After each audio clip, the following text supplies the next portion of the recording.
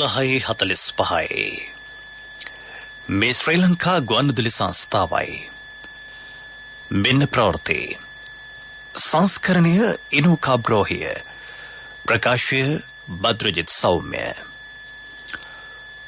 සර්වපාක්ෂික ආණ්ඩුවක් පිහිටුවීමට එක්වන ලෙස සිළු මන්ත්‍රීවරුන්ට හා දේශපාලන පක්ෂවලට ජනපතිගෙන් ඇරයුම්. දේශපාලන ප්‍රතිසංස්කරණ වෙනුවෙන් ජන සභාවක්.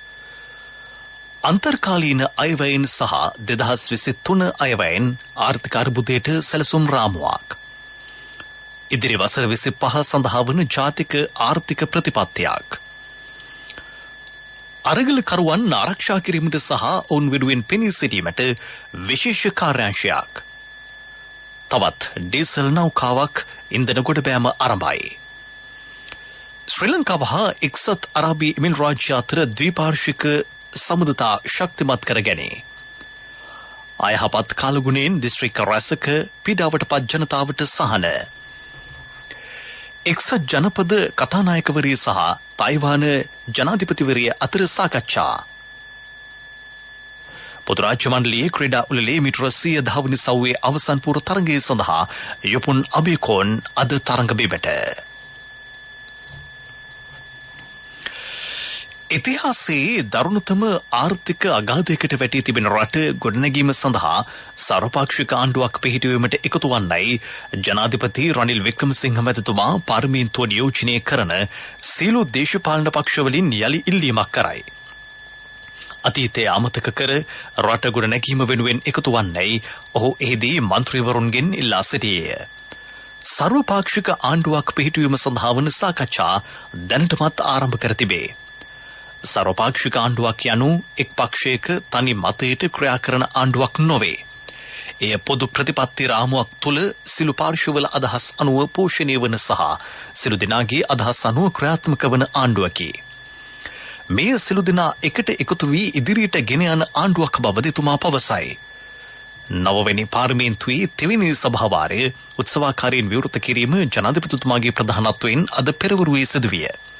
එහිදී ජනාධිපතිතුමා රජයේ ප්‍රතිපත්ති ප්‍රකාශනය පාර්ලිමේන්තුවට ඉදිරිපත් කරමින් මෙම අදහස් පළ කළේය. දේශපාලන ප්‍රතිසංස්කරණ ක්‍රියාවලියේ ආරම්භයක් ලෙස 19 වන සංශෝධනයේ තිබූ සියලුම සාධනීය අංගයන් අන්තර්ගත කොට 22 වන සංශෝධනය සම්මත කර ගැනීමට බලාපොරොත්තු වේ.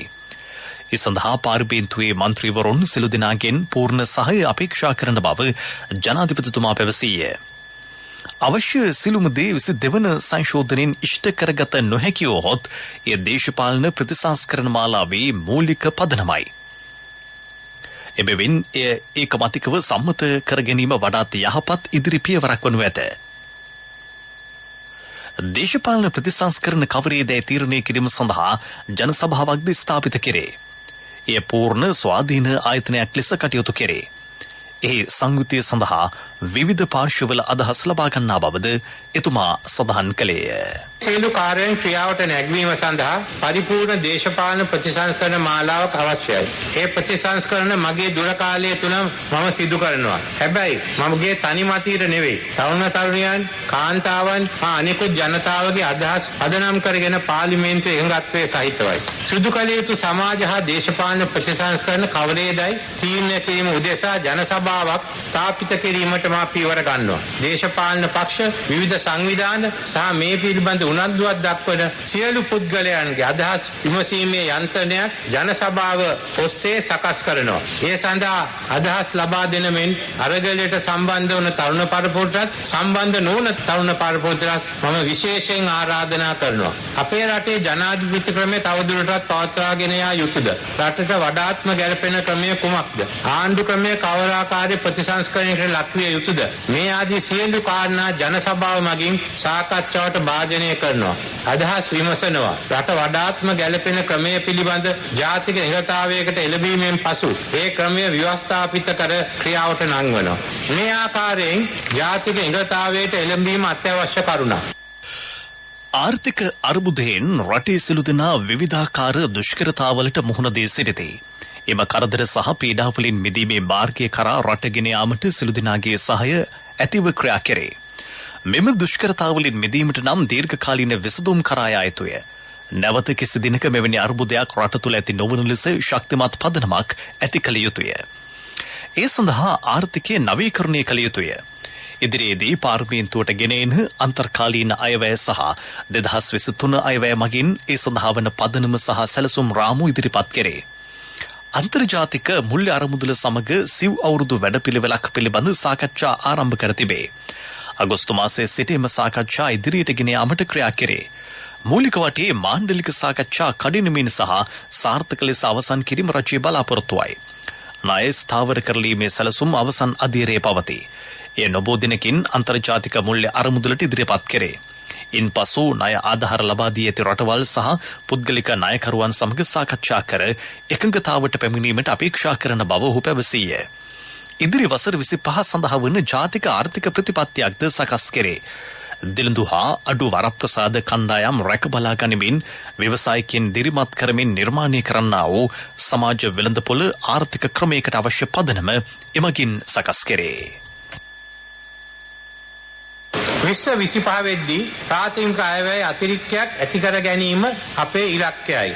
ආර්ථික වර්ධන වේගය ස්ථාවර තත්වයකට ඉහළ නංවා ගැනීම අපේ උත්සාහයයි. 2026 වෙද්දී ස්ථාවර ආර්ථික පදනමක් ඇති කර ගැනීම අපේ අපේක්ෂාවයි. වර්තමානයේ රජයේ ණය ප්‍රමාණය දළදේශීය නිෂ්පාදිතයෙන් 140ක් 2032 වෙද්දී මේ දළදේශීය නිෂ්පාදනයෙන් 100ට වඩා අඩු මට්ටමකට ගෙන ඒම අපේ සැලසුමයි. ඒ අයුරින් ජාතික ආර්ථික ප්‍රතිපත්ති ඔස්සේ රටත් ජාතියත් ගොඩනැගීමේ ක්‍රියාවලිය අඛණ්ඩව ඉදිරියට ගෙන ගියොත් 2048 වසරේ 100 වෙනි නිදහස් සංවර්ධනයේ සමරන අවස්ථාවේදී පූර්ණ සංවර්ධන රටක් බවට පත්වෙන්න අපට පුළුවන් වෙනවා.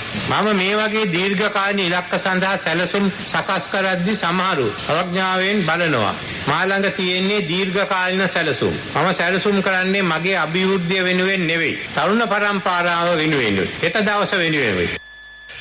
තමා කිසිවිටක ප්‍රචණ්ඩත්වය සහ ත්‍රස්තවාදයට ඉඩ ලබා නොදෙන බව පැවසූ ජනාධිපතිතුමා අවිහිංසාව සහ ප්‍රජාතන්ත්‍රවාදය ආරක්ෂා කරන බව සඳහන් කරයි. සාමකාමී ලෙස අරගලයේ යෙදීම මූලික මිනිස් අයිතිවාසිකමකි. එම අයිතිවාසිකම පිළිගන්නා බවද එතුමා සඳහන් කරයි. සාමකාමී අරගලකරුවන් ආරක්ෂා කිරීමට සහ ඔවුන් වෙනුවෙන් පෙනී සිටීමට විශේෂ කාර්යාංශයක්ද පිහිටුවේ. ඒ පැය 24 පුරා ක්‍රියාත්මකයි. ඒ සඳහා විශ්‍රාමික විනිසුරුවරුන්ගේ ප්‍රධානත්වයෙන් කමිටුවක් ස්ථාපිත කරන බව ඔහු පැවසීය. මැයි 9 වෙනිදා සාමකාමී අරගලකරුවන්ට පහර දුන් පුද්ගලයන් සහ අරගලයට මුවා වී ප්‍රචණ්ඩත්වයේ හා ත්‍රස්තවාදයේ පැතිර වූ පුද්ගලයන් සම්බන්ධයෙන් එකලෙස නීතිය ක්‍රියාත්මක කෙරේ.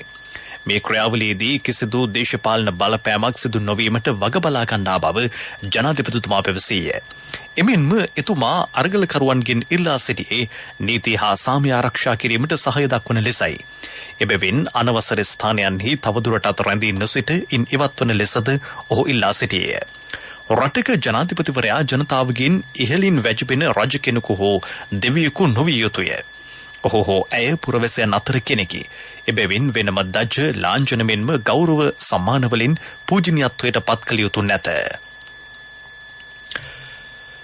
ඩීසල් නෞකාවක් සඳහා ඊයේ ගෙවීම් සිදු කළ බවත් අද එම ඉන්ධන ගොඩබෑම ආරම්භ කරන බවත් ඇමති කංචන විජේසේකර මහතා පවසයි.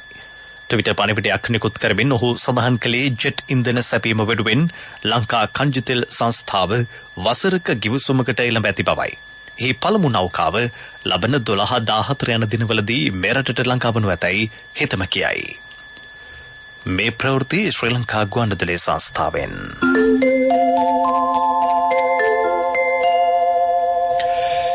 එක්සත් අරාබි එමිරාජ්‍යයේ ජනාධිපති ෂේඛ් මොහමඩ් බින් සයිඩ් අල් නහියන් මහතා ජනාධිපති රනිල් වික්‍රමසිංහ මහතාට සුබ පැතුම් එක් කරයි. දුරකථන ඇමතුමක් ලබා දී ශ්‍රී ලංකාවේ නව ජනාධිපතිවරයා ලෙස තීරීපත් වීම සම්බන්ධයෙන් ඔහු සුබ පැතුම් පිරිනමා ඇත. ශ්‍රී ලංකාව ස්ථාවරත්වය සහ සාමය කරා ගෙන යාමට සහ රට මුහුණ දී සිටින තත්වයෙන් ජය ගැනීමට ජනාධිපතිවරයාට හැකි වේ යයිද හිතම ප්‍රාර්ථනා කර තිබේ. මෙම සාකච්ඡාවේදී දෙරට අතර ද්විපාර්ශ්වික සබඳතා සහ ඒවා වැඩි දියුණු කිරීමේ ක්‍රම මෙන්ම අන්‍යෝන්‍ය වශයෙන් වැදගත් වන කලාපීය සහ ගෝලීය ගැටලු ගණනාවක් පිළිබඳව එම දෙපළ සාකච්ඡා කර ඇත. පසුගිය දින කිහිපය පුරා පැවති අයහපත් කාලගුණයෙන් රත්නපුර දිස්ත්‍රික්කයේ පවුල් 1788ක් පීඩාවට පත්ව ඇතැයි දිස්ත්‍රික් ලේකම් මාලනී ලොකුපෝතාගම මහත්මිය පවසයි. එක් මරණයක් වාර්තා වී තිබේ. නවතම තොරතුරු වලට අනුව නිවාස 537කට අර්ධහානි සිදු වී තිබේ. පීඩාවට පත් වූවන් සඳහා සුරක්ෂිත මධ්‍යස්ථාන 8ක් ක්‍රියාත්මකයි. කළුගඟේ ජල මට්ටම සීක්‍රෙන් ඉහළ යාම නිසා ගංගතුර තත්ත්වය ඇති වූ බවත් තවදුරටත් වැසි පවතින බැවින් ගංගතුර පිළිබඳ ජනතාව අවධානයෙන් පසු යුතු බවත් ඇය පැවසුවාය. නායාමේ අධි අවධානම් තත්ත්වය පිළිබඳ රතු නිවේදන නිකුත් කර ඇති ප්‍රදේශීය ලේකම් කොට්ටාශ 5ක ජනතාව විමසිල්ලෙන් කටයුතු කරන ලෙස දැනුම් දී තිබේ. පීඩාවන්ට පත්වුවන් සඳහා සහන සැලසීමට පියවරගෙන තිබේ. පිසු ආහාරද ඔවුන්ට ලබා දෙයි.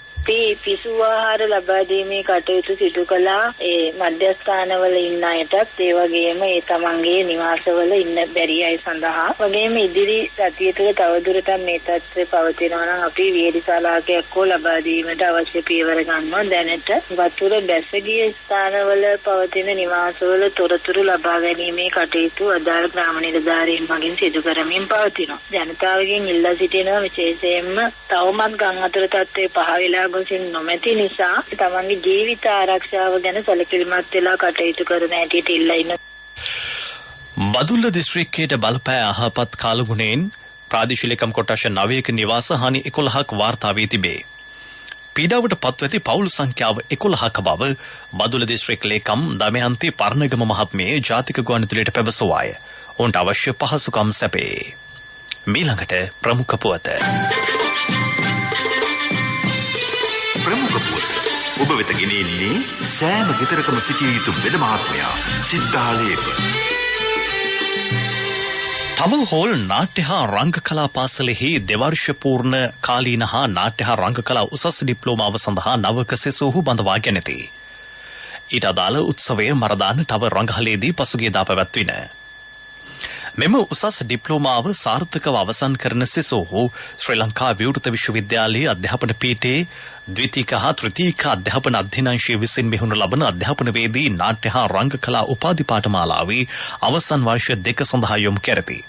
පාඨමාලා කාලය වසර 2ක් වන අතර මෙම පාඨමාලාව ශ්‍රී ලංකා සුසුකම් රාමුවෙහි 3 හා 4 මට්ටම් ආවරණය කරනු ලබයි.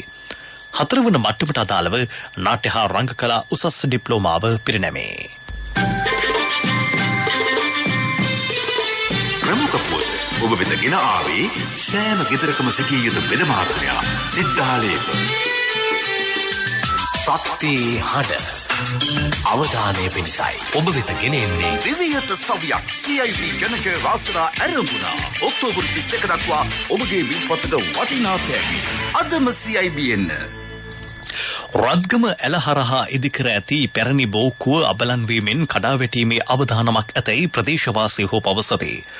බෝක්කුව කඩාවැටී ඇති කොටසේ විශාල කුහරය යකඩ තහඩුවකින් වසා දමා ඇතත් එයද මේ වන විට දි รา පත් වී ඇත. මෙම මාර්ගයේ බර වාහනද ගමන් කරන බැවින් විශාල අනතුරක් වීමට පෙර බෝක්කුව පුළුල් කර සංවර්ධනය කර දෙන ලෙස ප්‍රදේශවාසීහු අදාළ බලධාරීන්ගෙන් ඉල්ලා සිටිති. රත්ගම ප්‍රාදේශීය සභාවේ සභාපතිතුමනි මේ ඔබේ අවධානයටයි. විවිධ සවියක් CIB ජනජය වාසනා ඇරඹුණා. ඔක්තෝබර් 31 දක්වා ඔබගේ විල්පතට වටිනා තෑගි. අදම CIB එන්න. විදෙස් පුවත්.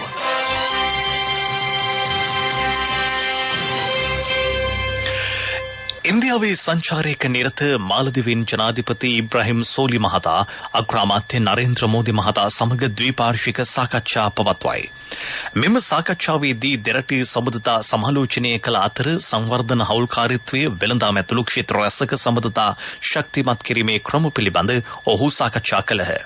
එම හමුවෙන් අනතුරුව ඒකාබද්ධ මාධ්‍ය ප්‍රකාශයක් නිකුත් කරමින් මෝදි මහතා පැවසුවේ මාලේහි නිවාස ඒකක 4000ක් ඉදිකිරීමේ ව්‍යාපෘතිය සම්බන්ධයෙන් එහිදී සාකච්ඡා කළ බවයි. සයිබර් ආරක්ෂාව ආපදා කළමනාකරණයේ යටිතල පහසුකම් ඇතුළු ක්ෂේත්‍රවලට අදාළව මෙහිදී කිවිසුම් 6කටද අත්සන් තැබින. අමරික එක්සත් ජනපද කතානායක නැන්සි පෙලෝසි මහත්මිය තායිවාන ජනාධිපති සායි ඉන් වෙන් මහත්මිය හමුවේ. අමරිකානු රාජ්‍ය තාන්ත්‍රිකයෙකු වසර ගණනාවකට පසු තායිවානයේ සංචාරය කරන පළමු අවස්ථාව මෙයයි. පෙලෝසි මහත්මියගේ මෙම සංචාරය චීනයේ දැඩි විවේචනයට ලක්ව තිබේ. කතානායකවරිය සිංගප්පූරුව, මැලේසියාව, දකුණු කොරියාව සහ ජපානය යන රටවලද සංචාරය කිරීමට නියමිතයි. මේ අතර කතානායකවරියගේ මෙම සංචාරයට විරෝධය දක්වමින් චීනය නිවේදනය කළේ තම රට තායිවාන මුහුදේ හමුදා අභ්‍යාසවල නිරත වන බවයි. එරට හමුදාවේ නැගෙනහිර ප්‍රදේශ භාර අනදින නිලධාරියා සඳහන් කළේ තායිවාන සමුද්‍ර සංධියේ දිගුදුරු සහ සජීවී යුද අභ්‍යාසවල නිරත වීමට සූදානම් බවයි. පෙරසර සංවර්ධනයක පුවත් සම්පින්ඩනය සංවර්ධන පුවත්. එකොත් මාසයේදී මෙරටට පැමිණි සංචාරකින්ගේ සංඛ්‍යාව 47,293ක් ලෙස වාර්තා වේ. ජූනි මාසයේදී මෙරටට පැමිණ ඇත්තේ සංචාරකයන් 32,856කි. ඉකුත් මාසයේ වැඩිම සංචාරකයන් සංඛ්‍යාවක් ඉන්දියාවෙන් පැමිණි අතර එම සංඛ්‍යාව 6,031කි. ජර්මනියෙන් දෙවැනියට වැඩිම සංචාරකයන් පිරිසක් දෙවැනිට පැමිණ තිබේ. එම සංඛ්‍යාව 3,666කි. ප්‍රංශයෙන් සංචාරකයන් 3,567 දෙනෙකු මෙරටට පැමිණ ඇත. රුසියාවෙන්ද සැලකිය යුතු පිරිසක් දෙවැනිට පැමිණියහ. මහ බැංකු දත්තවලට ජූනි මාසයේදී සංචාරක ව්‍යාපාරයෙන් ශ්‍රී ලංකාව උපයාගෙන ඇති ආදායම ඩොලර් මිලියන 59.1කි. ක්‍රීඩා පුවත් ඔබ වෙත ගෙන එන්නේ සම්පත් බැංකුව හෙට දින එළිය කරයි. එංගලන්තයේ බර්මින්හැම් හිදී පවත්වන පොදු රාජ්‍ය මණ්ඩලයේ ක්‍රීඩා උළෙලේ මෙවර 110 වනි සව්වේ අවසන් පූර්ව තරගයට යුපුන් අබේකෝන් අද සහභාගී වෙයි. මෙම එසව්ව රාත්‍රී 11:40ට පවත්වේ. මෙවර 110 වනි සව්වේ මූලික වටේ තරගයකදී ප්‍රථම ස්ථානය හිමි කර ගැනීමට යුපුන් අබේකෝන් සමත් වේ. දකුණු ආසියාවේ වේගවත්ම ධාවකයා ලෙස ඔහු අද තරග බිමට පිවිසෙයි.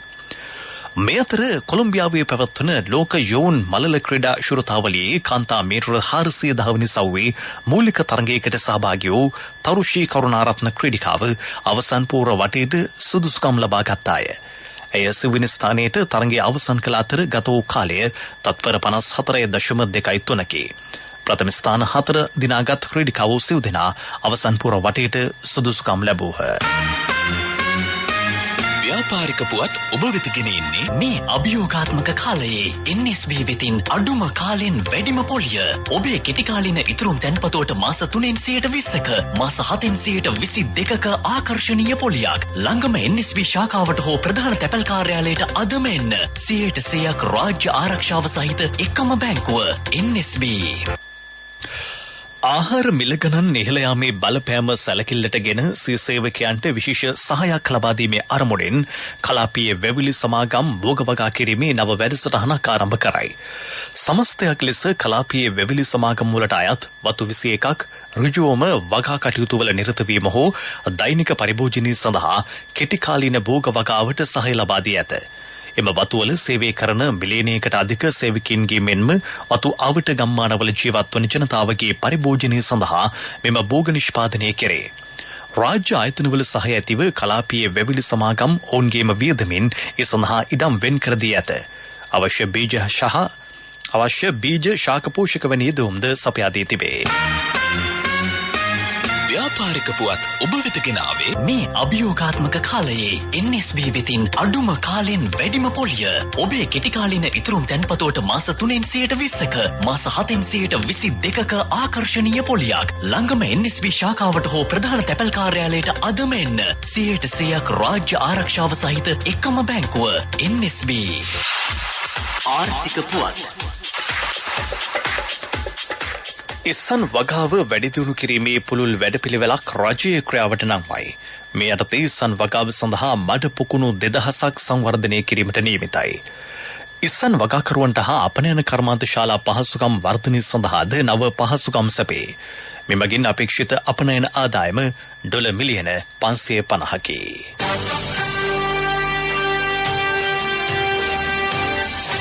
කාලගුණ වාර්තාව. නිරිතදික මෝසම් තත්ත්වය සක්‍රිය වීමත් සමග බස්නාහිර සහ දකුණු මුහුදු ප්‍රදේශවලත් දෙවේනේ නිරිතදික කොටසේත් පවතින වැසි සහ සුළං තත්ත්වය තවදුරටත් අපේක්ෂා කරන බව කාලගුණිත්‍ය දෙපාර්තමේන්තුව පවසයි. බස්නාහිර, සබරගමුව, මධ්‍යම සහ වයඹ පළාත්වලත්, ගල්ල සහ මාතර දිස්ත්‍රික්කවලත් විටින් විට වැසි හෝ ගිගුරුම් සහිත වැසි ඇතිවේ. සබරගමුව පළාතේ මහනුවර, නුවරඑළිය, ගාල්ල සහ මාතර දිස්ත්‍රික්කවලත් ඇතැම් ස්ථානවලට මිලිමීටර 100ක පමණ තද වැසි ඇති විය හැකිය. උතුරු සහ උතුරු මැද පළාත් තුළ වැසිවාර කිහිපයක් ඇතිවේ. මධ්‍යම කඳුකරේ බටහිර බැවුම් ප්‍රදේශවලත් උතුරු මැද බස්නාහිර වයඹ සහ දකුණු පළාත්වලත් සුළඟේ වේගය පැයට කිලෝමීටර 50ක් දක්වා වැඩි විය හැකිය.